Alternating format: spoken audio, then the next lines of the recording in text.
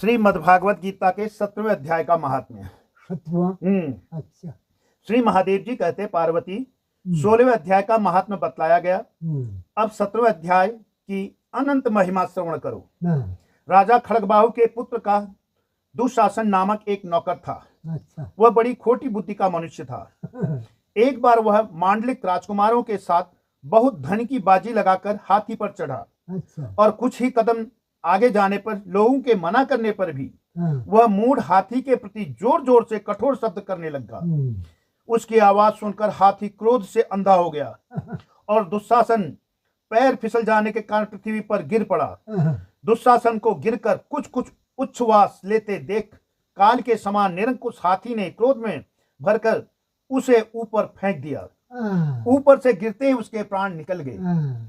इस प्रकार कालवश मृत्यु को प्राप्त होने के बाद उसे हाथी की ही योनि मिली और सिंहल द्वीप के महाराज के यहाँ उसने अपना बहुत समय व्यतीत किया। सिंहल द्वीप के राजा की महाराज खड़गबाहु से बड़ी मैत्री थी, अतः उन्होंने जल के मार्ग से उस हाथी को मित्र की प्रसन्नता के लिए भेज दिया।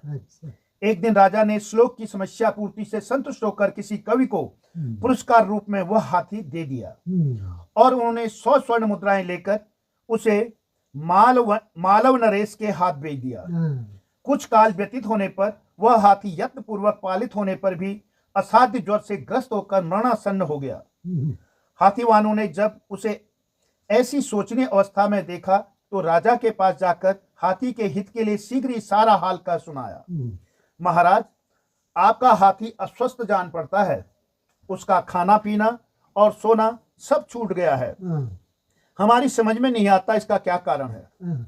हाथीवानों का बताया हुआ समाचार सुनकर राजा ने हाथी के रोग को पहचानने वाले चिकित्सा कुशल मंत्रियों के साथ उस स्थान पर पदार्पण किया जहां हाथी ज्वर ग्रस्त होकर पड़ा था। अच्छा। राजा को देखते ही उसने ज्वर जनित वेदना को भूलकर संसार को आश्चर्य में डालने वाली वाणी में कहा, संपूर्ण शास्त्रों के ज्ञाता, राजनीति के समुद्र, सत्व समुदाय को परास्त करने वाले तथा भगवान विष्णु के चरणों में अनुराग रखने वाले महाराज, इन औषधों से क्या लेना है?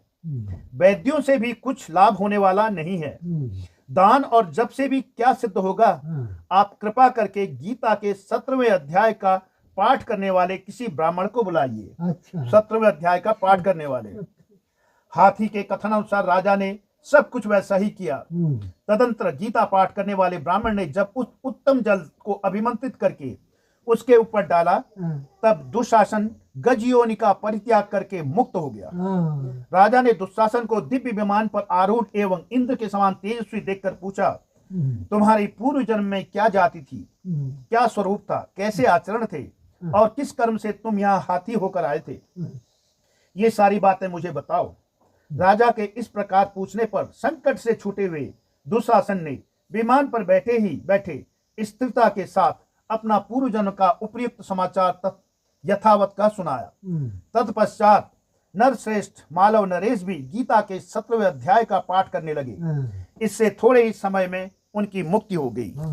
तो ये 17वें अध्याय से मुक्ति का है।